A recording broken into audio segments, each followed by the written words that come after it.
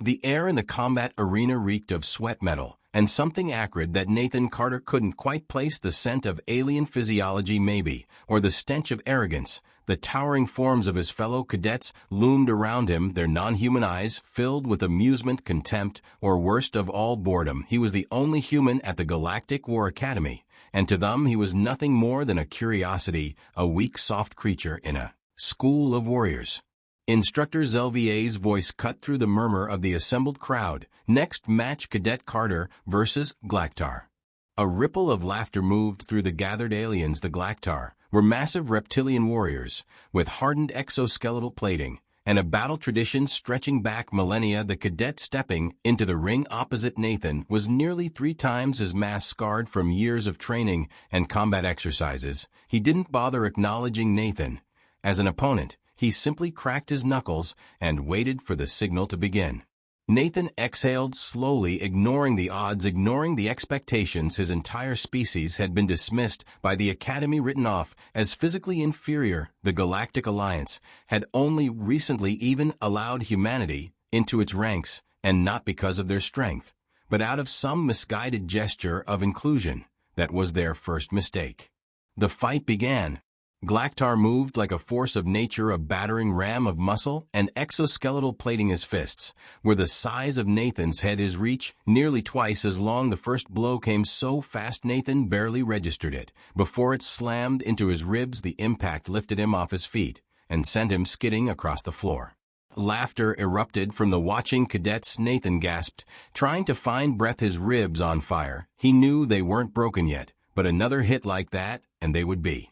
Glactar didn't even wait for him to recover. The alien came at him again, fist raised for a finishing strike. Nathan rolled to the side, barely dodging, before scrambling to his feet. His vision blurred for a second, but he forced himself to focus, adapt, survive. That was what humans did best. He shifted his stance slightly, forcing Glactar to adjust his footing. It was a subtle thing, but the alien wasn't used to compensating against opponents who moved unpredictably. Nathan feinted left, then ducked low and struck with a sharp elbow to the side of Glactar's knee. It wasn't enough to cause damage, but it forced a reaction, a momentary shift in balance, and that was all Nathan needed. He pivoted away before the counterattack could land, letting Glactar's momentum carry him forward. The alien stumbled for just a fraction of a second, but in a real fight, that fraction was the difference between life and death. Nathan wasn't here to win. He knew that was impossible. He was here to learn. Glactar recovered with a snarl and came at him harder, faster. Nathan dodged, evaded, absorbing blows where he had to, but never allowing himself to be pinned down. He moved the way human soldiers had moved for centuries, using speed, intelligence, and adaptability to compensate for lack of raw strength. He was already cataloging Glactar's patterns, noting slight hesitations in his strikes, the moments when his bulk slowed him just enough to be exploited. The fight didn't last much longer. Glactar's patience ran out, and he ended it with a brutal strike to Nathan's sternum. The force sent him crashing into the arena floor. The match was over. The laughter returned, louder this time, but Nathan didn't hear it through the ringing in his ears. He was too busy analyzing, memorizing. He pushed himself up slowly, blood dripping from a split lip. His chest ached with every breath, but he managed to smirk at the massive alien looming over him. Is that all you got? For the first time, silence fell over the arena. Instructor Zelvier watched from the observation platform, his arms crossed over his narrow chest. His species, the Vethari, were renowned for their tactical minds and cold, logical approach to warfare. He had seen countless cadets come through the academy, many of them prodigies of their kind, but none had ever been as strange as the human. Nathan Carter should have been broken by now. His injuries were severe, bruises blooming across his ribs, his movements sluggish with pain. The Glactar had made sure to make an example of him, yet there he was standing again, back straight, eyes sharp, like he had learned something instead of lost. The other cadets had already dismissed him. The match was over, and in their minds that meant the human had proven what they all suspected: weak, soft, incapable of standing among true warriors. But Zelvier saw something else. He had spent a lifetime studying the art of war, and he knew adaptation. When he saw it, the human had fought to survive, not to win. He had moved like a prey animal at first, but by the end of that match his stance had shifted. His eyes had changed. He had started to think like a predator. Nathan sat on the bench in the infirmary, wrapping a strip of medical gauze around his ribs. He could hear the others still talking about the fight as they passed by outside, amused, uninterested. He let them. He wasn't here to impress them. He was here to understand them. Every species in the academy had evolved to fight in their own way, relying on brute force, biological advantages, or innate talents. Humans had none of that, but they had something else, something the others didn't seem to grasp yet. Endurance, resilience, growth. He had felt it even as Glaktar's final strike had landed. He had registered the way the alien's balance shifted right before delivering the blow, a tell in his movement that could be exploited. Nathan hadn't won, but the next time he fought he would be better, and the time after that better still. The door to the infirmary slid open, and Instructor Zelvier stepped inside, silent as a shadow. His large black eyes studied Nathan for a long moment before he spoke. "You are not like the others." Nathan didn't stop wrapping his ribs. "No kidding." Zelvier ignored the sarcasm and stepped closer. "Most cadets in your position would be reconsidering their place here. You, however, seem to be learning." Nathan glanced up. "That's the point, isn't it?" Zelvier narrowed his gaze. He could see it now, the stubbornness, the quiet calculation. This human wasn't interested in proving himself through brute force. He was playing a longer game, one the others hadn't even realized was happening yet. "Tomorrow," Zelvier said, "you will fight again." Nathan exhaled slowly. He had expected as much. Against who? Zelvier's thin lips curled ever so slightly. Not who, what? The next morning Nathan stood in the center of a different arena, this one lined with shifting metal plates and activated energy barriers. The other cadets sat in the observation stands watching with mild curiosity. Unlike yesterday, there was no single opponent, no Glaktar waiting to crush him, no sentient being sizing him up. Instead, a series of combat drones surrounded him, humanoid machines programmed with a variety of attack patterns and styles. Nathan rolled his shoulders, ignoring the ache in his ribs. He understood now this wasn't about strength or speed, it was about adaptation. The drones wouldn't tire, they wouldn't hesitate. They would force him to think faster, react smarter. He had watched the other cadets fight before. They relied on their natural abilities, their genetic advantages. But Nathan only had his mind and his ability to push past pain. The first drone lunged forward, a blur of motion. Nathan sidestepped, barely avoiding a strike aimed at his shoulder. He countered with a sharp kick, but the drone adjusted instantly, responding faster than any organic opponent. He had to be better. He had to be unpredictable. The second drone attacked from behind. He dropped low, letting it sail over him before pivoting quickly to the side. He couldn't match them in raw speed, so he had to anticipate them first, move before they did, create openings instead of waiting for them. The fight lasted minutes, but it felt like hours.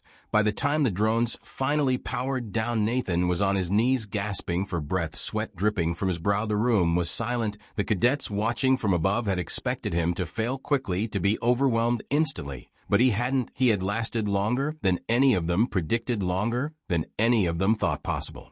Zelvier watched with something close to amusement. The human had no chance of victory. But that wasn't the point. The others would see failure. He saw growth. Nathan wiped blood from his mouth and forced himself back to his feet, ignoring the burning in his muscles. He wasn't done yet. The whispers had started. Nathan could hear them when he passed through the academy halls, when he sat in the mess hall pretending not to notice the sideways glances. At first they had been mocking, dismissive. Now they carried something different. Unease. Confusion. A question no one wanted to say out loud. How was the human still standing? He had been beaten, bruised, and thrown into every disadvantageous fight possible. Yet every time, he got back up. And worse, he was getting better. Faster. Smarter. The fights that had been mere exercises in dominance for the other cadets were turning into something else. They still won, but now they had to try. Nathan didn't let it show, but he knew what was happening. The academy had expected him to either quit or die in training. They had not accounted for what made humanity different. Aliens were strong, yes. They were powerful, some even biologically perfect for combat. But they were also predictable. They fought the way their ancestors had fought, relying on instincts honed over centuries. Nathan had no such instincts. He had to learn, adapt, break every rule and expectation until survival became inevitable. And some of them were beginning to notice.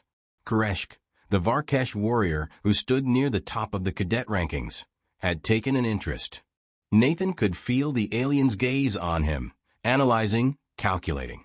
The Varkesh were an honor-driven species, their warriors bred for combat from birth.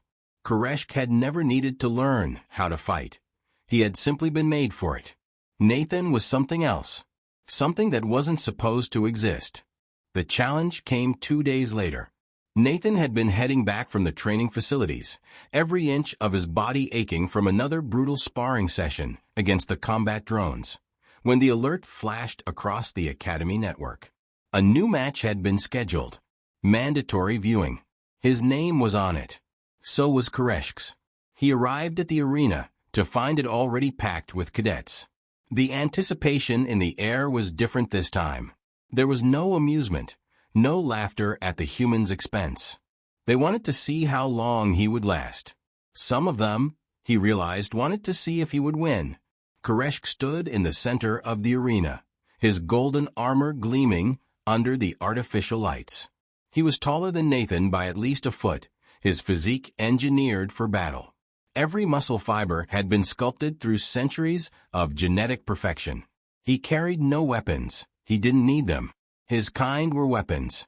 Nathan exhaled slowly and stepped into the ring. "Do you know why I chose you?" Kareshk asked, his deep voice carrying easily across the silent crowd. Nathan rolled his shoulders, feeling the bruises protest. "Because you think I don't belong here?" Kareshk's lips curled slightly, the Varkesh equivalent of a smirk. "Because I want to see what you really are." The instructor gave the signal. Kareshk moved fast. Faster than any opponent Nathan had faced so far. He was on him in an instant, a blur of motion and controlled power. Nathan barely dodged the first strike, but the second caught him square in the chest, sending him skidding back across the arena floor. Pain. Sharp, immediate, all-consuming. He forced himself to breathe through it, forced himself to push past the shock. He couldn't beat Kareshk with strength. He couldn't beat him with speed. But he could think. Kareshk came at him again, and this time, Nathan didn't dodge. He moved. He redirected the Varkesh's momentum, forcing him to compensate. It was a fraction of a second, but that was all he needed. A well-placed strike to the side of the knee, not hard enough to injure, just enough to destabilize. Kareshk recovered instantly, but Nathan saw it in his eyes. The flicker of realization. The fight lasted longer than anyone expected. Kareshk was relentless, but Nathan was impossible to pin down. He took hits, but each time he got back up, he came back smarter. He was reading Kareshk's movements, learning from every mistake in real time. No one at the Academy had ever fought like this. In the end, Kareshk won. He always would have. But when Nathan stood up after the final blow, wiping blood from his mouth and staring Kareshk down without an ounce of fear, the arena wasn't laughing.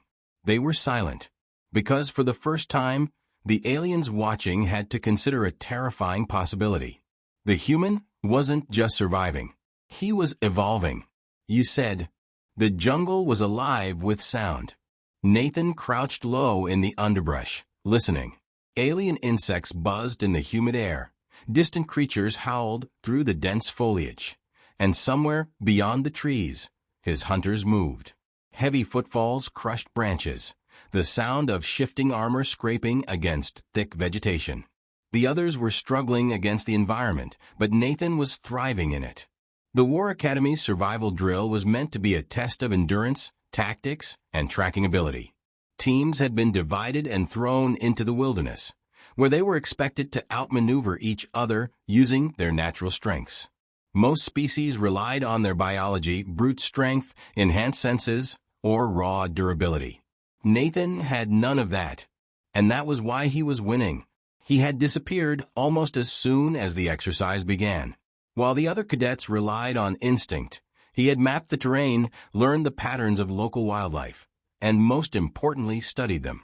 He had spent weeks observing how each species moved, how they reacted under stress. Now, He was using that knowledge to become a ghost in the jungle. His earpiece crackled to life. Status report, a clipped voice demanded.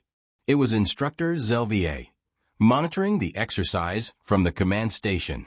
Nathan pressed a hand to the communicator, whispering, "Still operational." He could hear the doubt in Zelvier's pause. Most cadets had been eliminated within the first 12 hours, their tracking beacons flashing red on the monitors. The jungle was not kind to those who thought brute strength was enough. Nathan was still in play. Through the thick foliage he saw movement. A group of 3 cadets, 2 Glaktar and a Varkesh, moving cautiously through the terrain, searching. They weren't expecting an ambush. They still thought they were the hunters. Nathan stayed perfectly still, watching them, waiting. Then he moved. A thrown rock ricocheted off a tree to their right. The nearest Glaktar's head snapped toward the sound, distracted for half a second, long enough. Nathan dropped from his position in the branches, landing behind them in absolute silence. 1 step. 2. The Varkesh heard him first, but by then it was too late. Nathan struck hard and fast, a blow to the back of the knee that sent the warrior toppling forward. Before the others could react, he was already moving, striking the second Glaktar across the jaw with the hilt of his training knife. The third roared and lunged, but Nathan sidestepped, tripping him into a nest of thorn vines. No wasted movement. No unnecessary risks. Efficiency over power. By the time the 3 realized what had happened, Nathan was already gone. He moved through the jungle like a shadow, avoiding open terrain, staying out of sight. He had no illusions about what he was facing. He was outnumbered, outgunned, and weaker than nearly everyone else in the exercise. But it didn't matter, because humans weren't the strongest species in the galaxy. They weren't the fastest, or the smartest, or the most durable. They were something worse. They were relentless. By the time the exercise ended, Nathan had taken out more opponents than any other cadet. The remaining survivors were left shaken. Some had never even seen him. They only knew the feeling of being watched, of knowing something was out there waiting. When the recall beacon finally sounded, marking the end of the drill, Nathan stepped out of the jungle unscathed. The others, those who had survived, looked at him differently now. Not as a human, as a predator. The war games had begun. Nathan stood on the elevated ridge, eyes scanning the battlefield below. The terrain was vast, rolling hills, dense forests, and artificial ruins scattered across the combat zone. It was designed to simulate real interstellar warfare, and for the first time, every cadet at the academy was fighting not as individuals, but as full-fledged military units. Nathan had been placed on the weakest team. It wasn't an accident. The instructors wanted to see how he handled failure, how he fared when surrounded by cadets who had no interest in following a human's lead. His squad consisted of outcasts, lower-ranked cadets who had already resigned themselves to losing. Nathan had no intention of losing. The others had already begun moving, but their approach was chaotic, no clear plan, no coordinated effort. They were warriors, not strategists. That was their weakness. Nathan crouched near a fallen tree, pulling his squad together. "Stop moving," one of the THRYNN, a lanky, six-limbed fighter, sneered. "Why? We're just delaying the inevitable." Nathan didn't react. "Because you're thinking like prey." The group went silent. He gestured to the battlefield below. "You see that? The other teams are already engaging. They're charging in, fighting for dominance. But they're predictable. They're relying on raw power. That's how they've always fought." He let his words sink in before continuing. "We're not going to play by their rules." The squad exchanged glances, skeptical but listening. "We don't have their strength," Nathan admitted. "But we have something better. We have control." He grabbed a stick and started drawing in the dirt. "Here's what we do." The first team to fall never saw them coming. Nathan's squad moved like phantoms, staying to the edges of the battlefield, picking their fights with precision. Instead of clashing head-on, they struck fast, disorienting enemy squads and vanishing before reinforcements could arrive. They sabotaged supply drops, set ambushes, and spread misinformation through intercepted transmissions. And slowly, methodically, they began dismantling the opposition.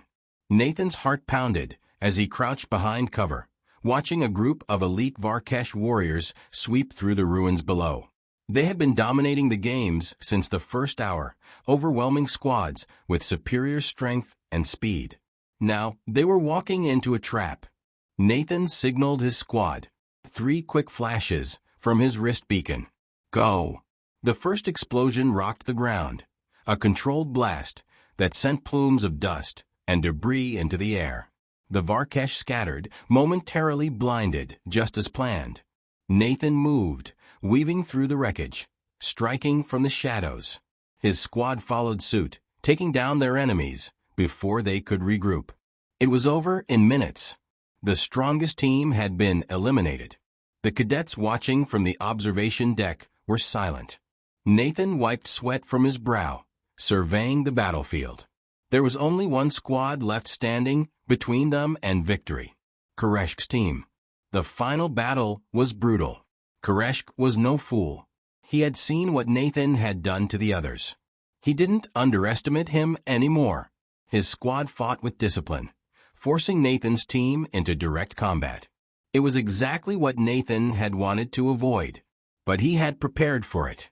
He adapted. Koreshk fought like a champion, overwhelming Nathan with sheer power. But Nathan moved, faster, sharper, using every feint and misdirection he had learned. The battle raged across the ruins, both sides refusing to yield. And in the end, Nathan's squad stood victorious. The war games were over, and the Academy would never look at humanity the same way again. The war games had ended, but the real battle was about to begin. Nathan stood before the Academy High Council, his body still aching from the brutal final fight against Koreshk. The chamber was vast, lined with towering figures of different species, admirals, generals, and warlords who dictated the fate of warriors across the galaxy. They were not here to congratulate him. They were here to decide what to do with him. He could feel their eyes on him, studying him like an anomaly, something that should not have existed. Humans had been written off as weak, insignificant in the grand design of galactic warfare. Nathan had shattered that illusion. Instructor Zelvier stepped forward. "Cadet Carter, do you know why you were summoned?" Nathan kept his expression neutral. "Because I won?" Murmurs rippled through the chamber. He wasn't wrong.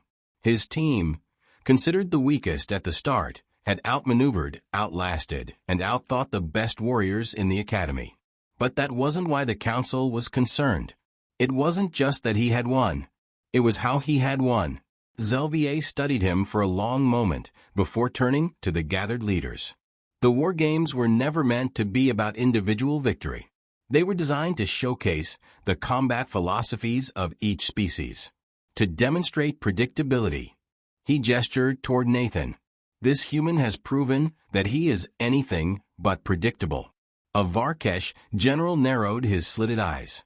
A lucky victory does not make humanity a warrior race. Nathan didn't flinch. Luck had nothing to do with it.